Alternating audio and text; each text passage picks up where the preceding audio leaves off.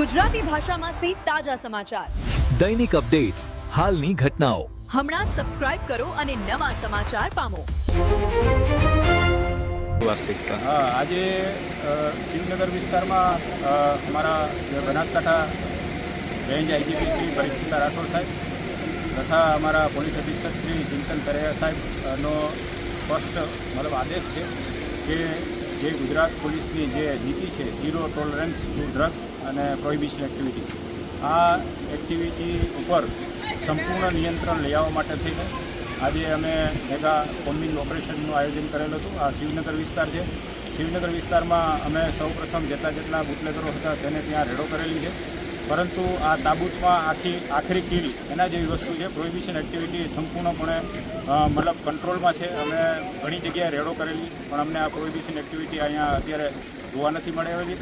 છેલ્લા લગભગ 15-20 દિવસથી સતત અમે આ એક્ટિવિટી નેસ નાબૂદ કરવા માટે પ્રયત્નશીલ છીએ. એના ભાગરૂપે અમે આજે આ ફરીથી કોમ્બિંગનું આયોજન કરેલું હતું. આ કોમ્બિંગ દરમિયાન માત્ર પ્રોહિબિશન એક્ટિવિટી નહીં, પણ જે એનડીપીએસના જે આરોપીઓ છે એ આરોપીઓ શું કરે છે, શું એની હિલચાલ છે, એની હાલની પરિસ્થિતિ શું છે, કે કેવી રીતે પોતે રહે છે, ક્યાં છે, એના વેર અબાઉટ જાણવા માટે થઈને અમે લગભગ અમારા 10 પીએસઆઈ અને 70 જેટલા પોલીસના સ્ટાફ સાથે આ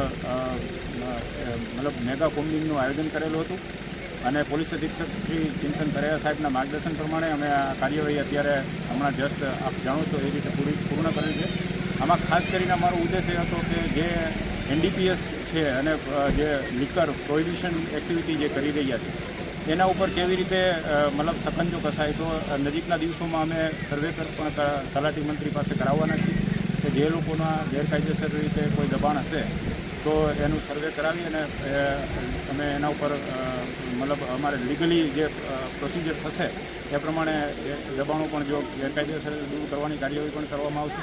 સાથે સાથે કડક અટકાયતી પગલાં જેમ કે પાસા, તડીપાર, આના પણ શસ્ત્રો એની ઉપર ઉગામવામાં આવશે.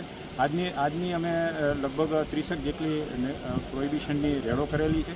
બીજા નંબરમાં અમે વાહનમાં પણ જે કાળા કાચ રાખે છે, પછી નંબર પ્લેટ નથી રાખતા અથવા રાખે છે તો ફેન્સી નંબર પ્લેટ રાખે છે, આની ઉપર પણ અત્યારે કાર્યવાહી કરેલી છે.